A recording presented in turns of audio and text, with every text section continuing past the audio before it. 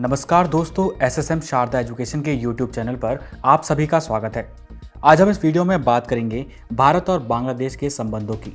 तो चलिए शुरू करते हैं। सबसे पहले ये जान लेते हैं कि यह विषय चर्चा में क्यों है। 26 और 27 मार्च 2021 को बांग्लादेश की आज़ादी के 50 साल पूरे हो चुके हैं। इस मौके पर प्रधानमंत्री नरेंद्र मोदी ने बांग्लादेश का दौरा किया।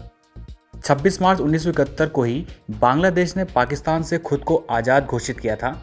भारत की मदद से बांग्लादेश 9 महीने के खूनी जंग के बाद एक नया मुल्क बना था। अब भारत और बांग्लादेश के संबंध में कुछ मुख्य बिंदुओं पर नजर डालते हैं। दिसंबर 1971 में बांग्लादेश के स्वतंत्र अस्तित्व को मान्यता देने और बांग्लादेश के साथ राजनयिक संबंध स्थापित करने वाले देशों में भारत पहला देश था।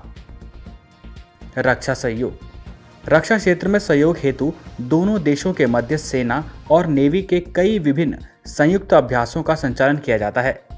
सीमा प्रबंध। भारत और बांग्लादेश एक दूसरे के साथ 4096 किलोमीटर लंबी सीमा साझा करते हैं, जो कि भारत के किसी पड़ोसी देश के साथ सबसे लंबी भू सीमा है। भारत बांग्लादेश भूमि सीमा समझौता जून 2015 में विभिन्न अनुसमर्थकों की पुष्टि के बाद लागू हुआ था। नदी सहयोग। भारत और बांग्लादेश 54 नदियां साझा करते हैं।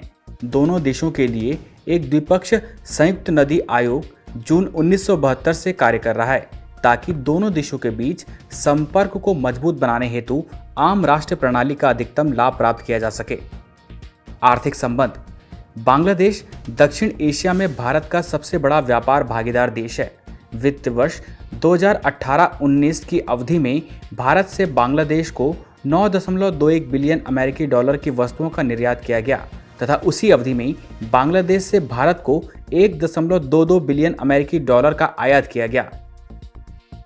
साल 2011 के बाद से दक्षिण एशियाई मुक्त व्यापार क्षेत्र के तहत भारत और बांग्लादेश निर्यात को दी गई शुल्क मुक्त और कोटा मुक्त पहुंच की बांग्लादेश द्वारा सराहना की गई।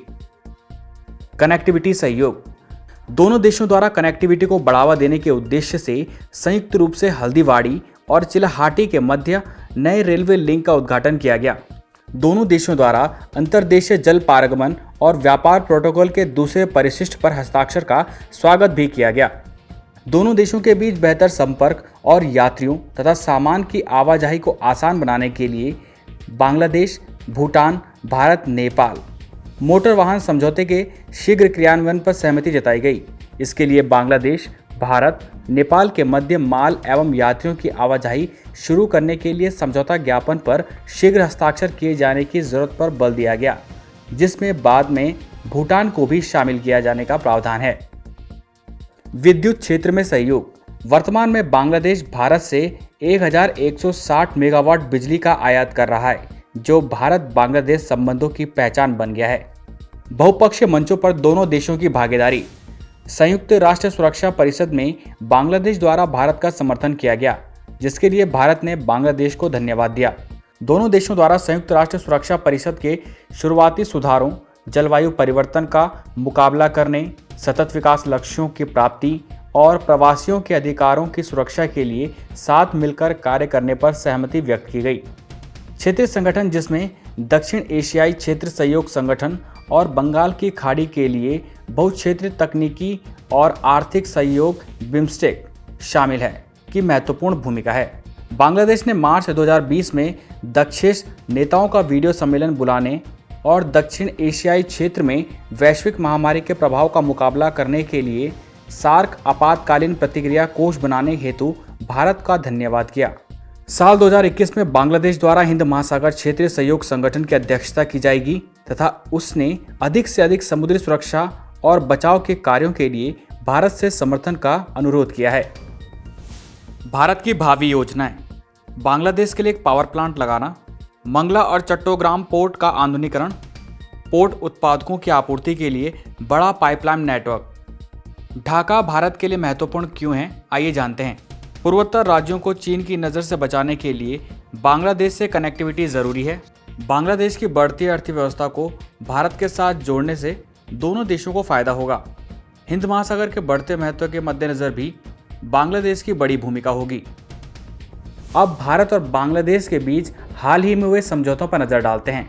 भारत और विशेष रूप से पूर्वोत्तर भारत से माल की आवाजाही के लिए बांग्लादेश में चटगांव और मोंगला बंदरगाहों का उपयोग भारत को करने के लिए अनुमति दी है। वहीं बांग्लादेश की फैनी नदी का त्रिपुरा में पेयजल आपूर्ति के लिए उपयोग किया जाएगा। अब दोनों देशों के बीच उभरते विवाद पर भी नजर डालते हैं। पानी के बंटवारे से संबंधित लंबित मुद्दों को सुलझाने के प्रयास होने चाहिए।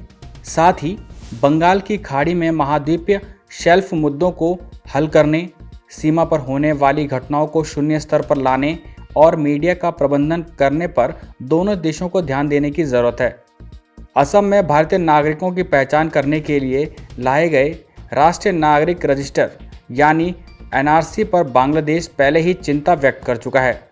Bangladesh belt and road initiative का एक सक्रिय भागीदार है, जिसमें भारत शामिल नहीं है।